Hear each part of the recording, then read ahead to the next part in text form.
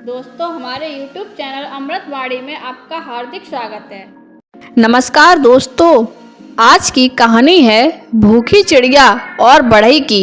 यदि हमारी जिद और हमारे हौसले मजबूत हैं तो सफलता हमसे दूर नहीं।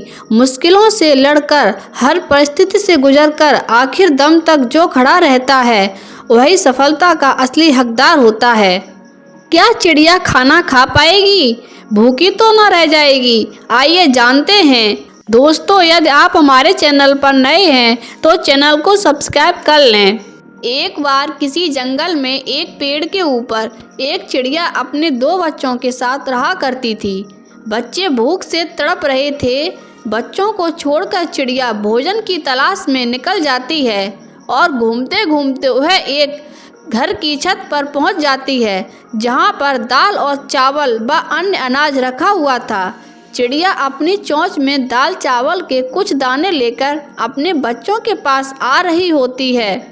तभी रास्ते में उसे थकान महसूस होती है और वह आराम करने के लिए एक खूंटे पर बैठ जाती है। आराम करते करते काफ़ी टाइम हो जाता है और चिड़िया की झपकी लग जाती है। झपकी लगने से चिड़िया की चोंच में जो दाल चावल के छोटे छोटे दाने थे वह खूंटे के अंदर गिर जाते हैं। चिड़िया यह देखकर मायूस हो जाती है और सोचने लगती है कि अब मैं इन्हें कैसे निकालूं, और मेरी चोंच तो इतनी बड़ी भी नहीं है कि इनके अंदर चली जाए। यदि है मुझे भोजन ना मिला तो मेरे बच्चे भूखे ही मर जाएंगे। चिड़िया कुछ उपाय खोजती है और उसे कुछ दूरी पर चिड़िया को एक बढ़ई दिखाई देता है। चिड़िया बढ़ई के पास जाती है और बढ़ई से कहती है, बढ़ई बढ़ई, इस खूंटे को चीर दो, इसमें हमारा भोजन दाल चावल गिर गया है। अब हम क्या खाएंगे और क्या पिएंगे और क्या अपने बच्चों के पास लेकर जाएंगे? हमारी मदद करो बढ़ई भाई। बढ़ई कहता है काफ़ी देर सोचने के बाद कि तुम्हारे छोटे से दानों के लिए मैं खूंटे को चीर नहीं सकता। मेरे पास बहुत सारे काम हैं, तुम यहाँ से जाओ। और चिड़िया दुखी मन को लेकर वहाँ से चली जाती है। कुछ दूरी पर जाने के बाद उसे राजा का महल दिखाई देता है और वह राजा के पास मदद के लिए जाती है और राजा से कहती है, महाराज कि आप सबकी मदद करते हैं, इस बढ़ई को आप डंडा मारो। बढ़ई खूंटा नहीं चीर रहा जिससे हमारा दाल चावल भोजन गिर गया है। अब हम क्या खाएंगे, क्या पिएंगे? हम तो बिना खाए पिए भूखे ही मर जाएंगे। राजा चिड़िया की बात सुनकर जोर जोर से हंसने लगता है और चिड़िया से कहता है कि तुम्हारे कुछ दानों के लिए मैं बढ़ई को नहीं मार सकता। तुम भागो यहाँ से, मेरे पास और कुछ काम नहीं है। क्या बस यही करता रहूँगा? और चिड़िया राजा के महल से उड़ जाती है।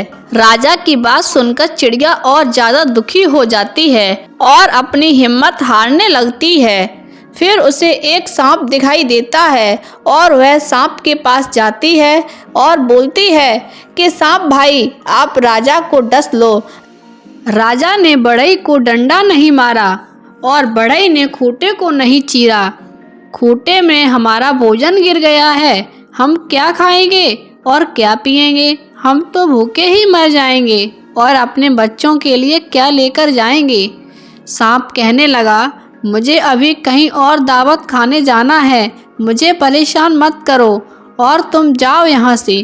चिड़िया बेचारी वहाँ से भी उड़ जाती है। सब तरह से ना सुनने के बाद चिड़िया को गुस्सा आने लगता है और वह लाठी के पास जाती है।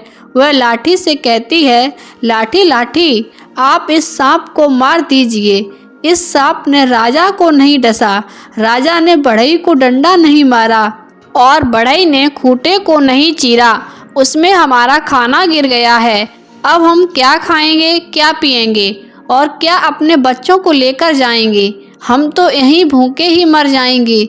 लाठी ने भी चिड़िया को मना कर दिया और उसे जाने के लिए कह दिया कि मेरे पास समय नहीं है। चिड़िया आगे बढ़ती है और उसे आग दिखाई देती है और वह आग से अपनी सारी बातें बताती है। आग कहती है कि चिड़िया तू पागल हो गई है क्या? तेरे छोटे से दाने के लिए मैं लाठी को नहीं जला सकती। तुम जाओ यहाँ से, मेरा वक्त बर्बाद मत करो।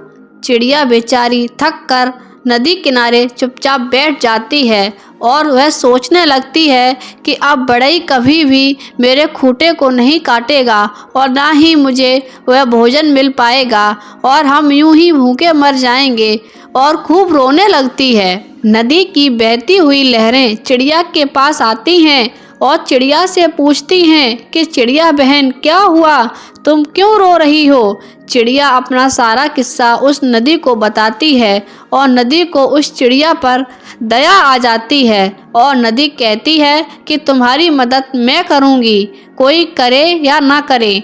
नदी की बात सुनकर चिड़िया खुश हो जाती है। नदी कहती है चलो बहन, शुरुआत कहाँ से करनी है? चिड़िया कहती है कि नदी बहन, सबसे पहले तुम आग को बुझाओ।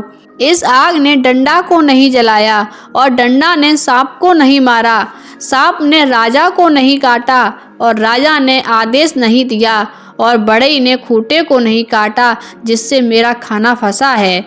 किसी को मत छोड़ना। आग नदी को अपनी तरफ आगे बढ़ते हुए देखा तो वह डरने लगी। वह कहने लगी कि चिड़िया बहन, इस नदी को दूर करना वरना यह मुझे बुझा देगी। तुम्हारी मदद करने के लिए मैं तैयार हूँ। लाठी को अभी जलाकर आती हूँ। आग डंडे के पास जाती है और डंडा आग को देखकर घबराने लगता है और कहता है कि चिड़िया बहन, इस आग को संभाल लो, मैं अभी सांप को मारकर आता हूँ। डंडा जैसे ही सांप को मारने जाता है, सांप चिड़िया के हाथ जोड़ने लगता है और माफ़ी मांगने लगता है और कहता है तुम इस डंडे को दूर रखना, मैं अभी राजा को काट कर आता हूँ। जैसे ही सांप को अपने पास आते हुए देखकर राजा घबराने लगता है और डरने लगता है और चिड़िया से कहता है कि चिड़िया बहन, अभी उस बढ़ई की खबर लेता हूँ, तुम बस सांप को मुझसे दूर रखो, सांप से बड़ा डर लगता है। राजा ने बढ़ई को अपने महल में बुलाया और आदेश दिया कि तुम खूंटा को काट दो। राजा की बात सुनकर बढ़ई कहता है कि मैं अभी खूंटे को काटता हूँ। बढ़ई को अपने पास आता देखकर खूंटा बढ़ई से कहता है कि बढ़ई भाई, तुम मुझे मत काटो, मुझे बस उल्टा कर दो, तुम्हारा सारा खाना निकल आएगा। बढ़ई ने खूंटे को उल्टा किया और दाल चावल सब बाहर आ गया। चिड़िया अपने चोंच में रखकर खाना लेकर अपने बच्चों के पास चली जाती है और बड़े प्यार से उस भोजन को खाती है।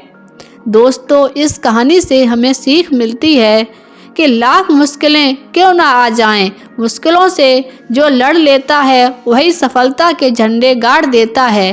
परिस्थिति कितनी भी खराब क्यों ना हो, हमें परिस्थिति से कभी भागना नहीं चाहिए और हमें आखिरी दम तक लड़ते रहना चाहिए। दोस्तों, यदि आपको हमारी वीडियो अच्छी लगी हो तो वीडियो को शेयर करें और चैनल को सब्सक्राइब कर लें। धन्यवाद।